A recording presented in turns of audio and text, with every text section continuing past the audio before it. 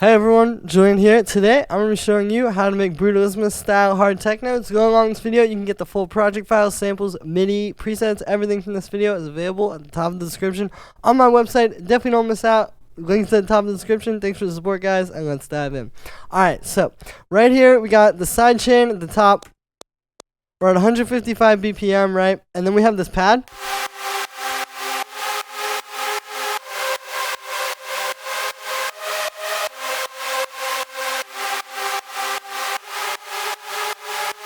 So if you look at the bass line, you can tell this track is in C minor, right? And so what we're doing here is this is not following that exact main chord progression like that is.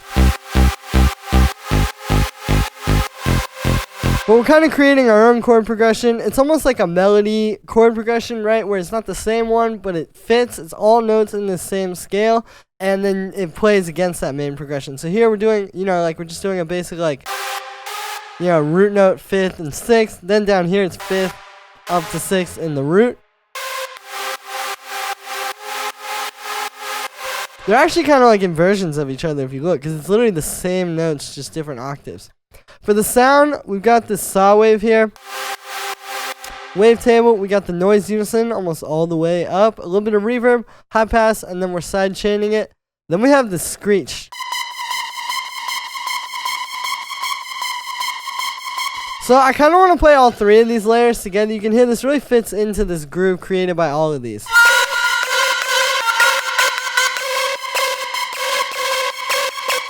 It's like we have the two screeches going off of each other and then the little vocal lead. And this is a lot of what's happening in these tracks is just how they're using all these different rhythms together to create this intense groove that seems really simple, but it's actually pretty complex what's happening between different elements. As far as the MIDI on this one, it's just straight 8th notes on C. What we're doing for the sound is it's wavetable. We've got a saw wave and then another saw wave. Detuned very heavily. So for these screeches, you want a lot of detune, right? You want 2 oscillators detuned already, which just sounds like this. And then we add in this unison, which is all the way up. And it gets even more detuned and chorusy. Then what we're doing is there's this shifter. And so you hear this is rising in pitch, but the MIDI's staying the same. So that's happening with the shifter here. We're literally just automating the pitch or the fine tune.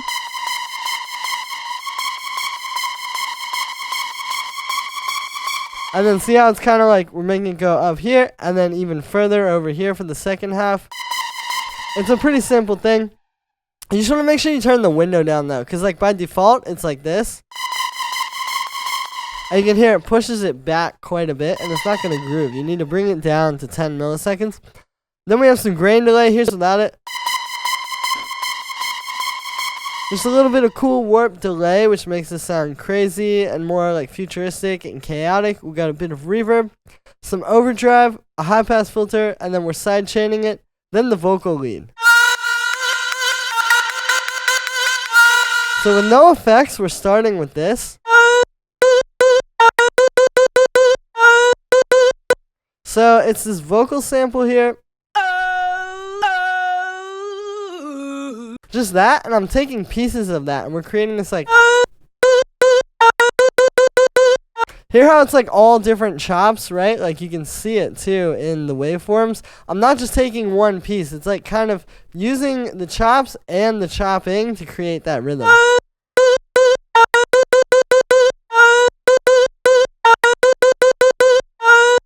And then we've got, a high pass. A little bit of ping pong delay, reverb. Overdrive, obviously the distorted vocal, very important for that sound we're going for here. We've got a high pass filter at the end because the overdrive can add some low end, and then we're side chaining it.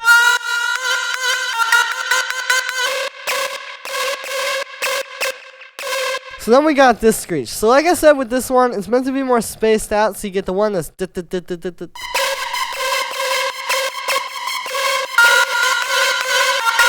and you can see it also fits together pretty well with the vocal lead. So that's something you want to think about while you're making this. It's not just each one of these individually. It's the fact that they're all fitting together like this. For the sound, So for the actual notes, it's just playing C. You can see you get a lot if you switch the lengths of the notes though. Like this sounds completely different from that just because it's a shorter note. Then for the sound, what we're doing here is it's a wavetable. So I'll actually turn off all the effects and just show you what we're working with. So yeah, we got a saw wave and then another saw wave detuned together, unison on shimmer mode all the way up. And then what we're doing is there's an envelope here on the pitch. And so for these kind of screeches, you want like that, just like just very short little, just like that. It doesn't even go up all the way.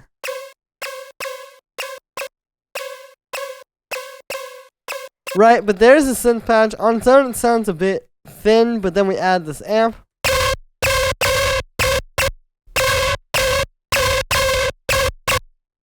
So obviously it adds a lot more fatness to it, and then some delay, and reverb, and then a high pass.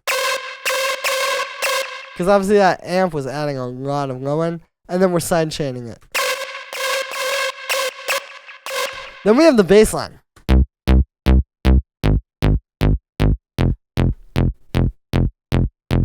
So this is a simple chord progression. This is like the main progression of the track. We're going 1, 6, 4. It's almost like a Nirvana chord progression. But basically what we're doing here also is, you notice these are eighth notes, but they're not full eighth notes. It's kind of like these like slightly longer 16th notes. Because if you just make these like full eighth notes, see, it's not that punchy bass sound anymore. You need to make the notes really short. So you get the really like short, punchy sort of sound. For the actual sound, it's made with operator, but we're not doing any FM. I've got this algorithm on to where it's just playing each oscillator side by side. We've got a saw wave and then a square wave, so you get this like really fat sound. And then we're low passing it with an envelope to make it, you know, like the punchy trance bass. We have this amp. Here's without it. And then with it. You can hear it makes it a bit fatter and kind of more crunchy too. And then we have this little bit of a high pass filter.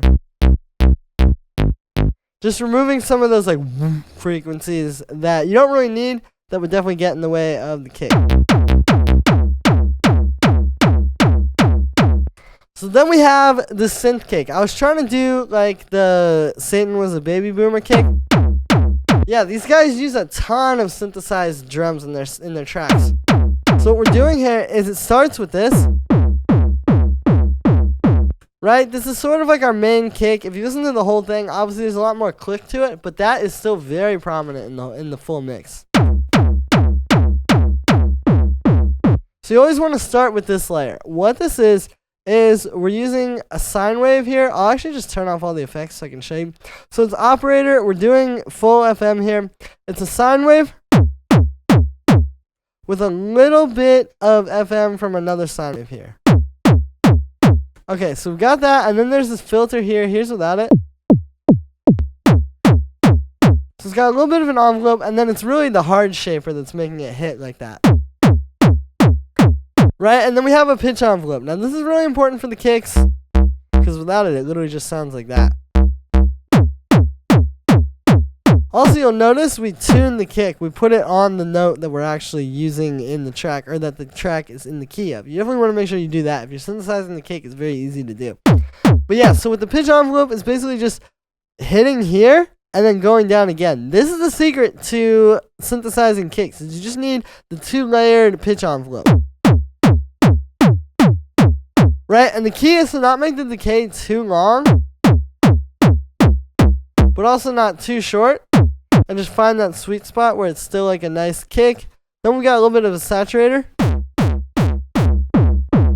And some pedal. We are cutting out the subs. Right? Again, just like the bass. So that we're not going to get anything too crazy down there. So we got this. Then we got this layer. So we have like a click over top of it, which is basically adding in, you can hear that punch between this and And then this other one here, that really fills in the mids and the top end of this. And like I said, really like the click. And that's how you have to think about it, is you have to think about it in layers, like kind of like what are the different parts of the kick that you're trying to recreate. Like this would be, like I said, like the low end, but then you're going to need something for that top click as well. So this is still operator. It's basically, the way you can do these layers is you can take that same patch that you started with very easily, and just, like I'm pretty sure this is based on that, right? It's got a similar pitch envelope. It's got the same sine waves, but you can see this one's got the second one up a lot. So it's adding quite a bit. Yeah, we got that hard shaper, a little bit of pedal, high pass filter, and then we're converting it to mono. And also bringing the volume up quite a bit with the utility. And then we've got this guy. So this is the last part of it. This is kind of filling in between those two. So we go from this to this. Is just that last element of real like mid-range punch there. This is also, again, that same type of patch. 2 sine waves, big pitch envelope, hard shaper on the filter.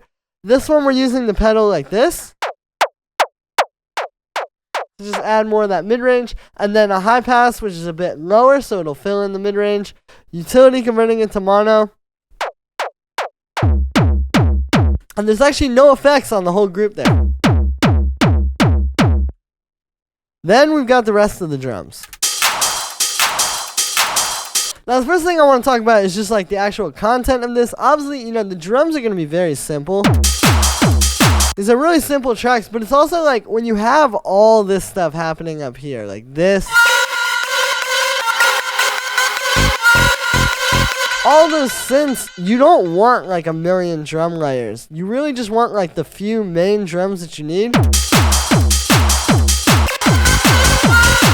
And it's the perfect amount of stuff to not overfill the track. So we start here with just a nice open hi-hat.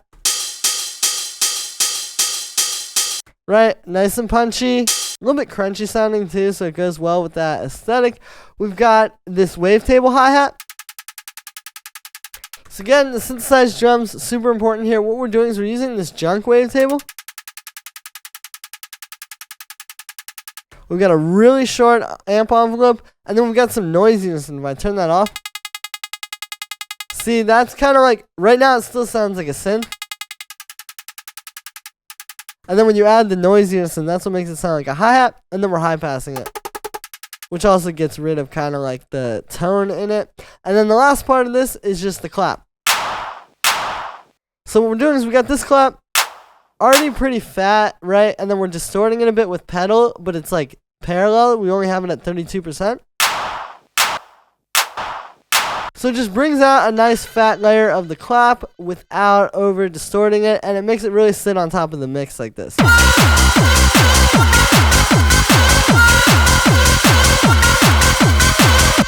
And yeah, so that's gonna be it for this one, guys. I hope you enjoyed. As always, make sure to like these videos as well as subscribe. Let me know what you think of this video in the comment. Like I said in the beginning, you can get this full project file, samples, MIDI, presets, everything from this video is available at the top of the description on my website. Definitely don't miss out. Thanks for the support, everybody, and I'll see you tomorrow with another video.